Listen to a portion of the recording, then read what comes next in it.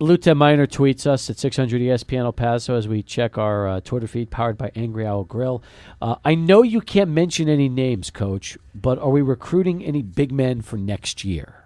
Great question. And yes, we are. We're always trying to recruit for the following year because your needs seem to always be changing. The end of the year comes and your roster changes, so you have to be involved with players for the immediate year, which would be 2016. And so we're looking at high school, we're looking at prep school, we're looking at junior college, and we're also looking at what we call a grad transfer and the names that could come out there, and try to make decisions and bring in some kids for official visits and try to get them committed. And we'll probably be doing that here shortly. So the answer to you is absolutely. We're very involved. We've been doing a lot of recruiting during the season.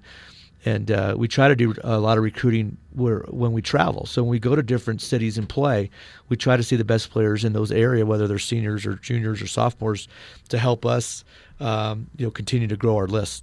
As an active recruiter, because I know you're out all the time, what's the biggest challenge you find as far as trying to sell a kid on UTEP? Well, one of the things is we don't get a lot of unofficial visits because of our location. So and we only get 12 official visits by the NC2A. So if you're going to bring a kid in, let's say you need 5 guys you're going to sign, and you have 12 visits. Well, you can't miss a whole lot. And so my point is unofficial because of location. If you were in Southern California or Dallas or wherever, kids can just show up on your campus and watch a practice or a football game or just come and meet you. And so the numbers are so much higher when you get people just coming through versus here.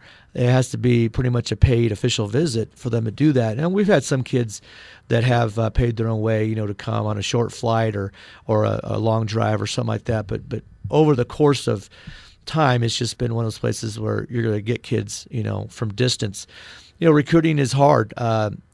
Sometimes there's kids that you think are going to be better than they are, or vice versa. Or there's always a guy that surprises everybody, and there's also someone that maybe disappoints. So you have to just recruit a lot of guys. You have to look at upside. I always look at a kid and I look at, something, let's say an inside guy, does he shave? There's some kids 16 years old that don't shave, and you look at their body and, are they topped out? Do they have a full beard already? And you look at their body and they're probably not going to grow anymore. You got to kind of look at those things.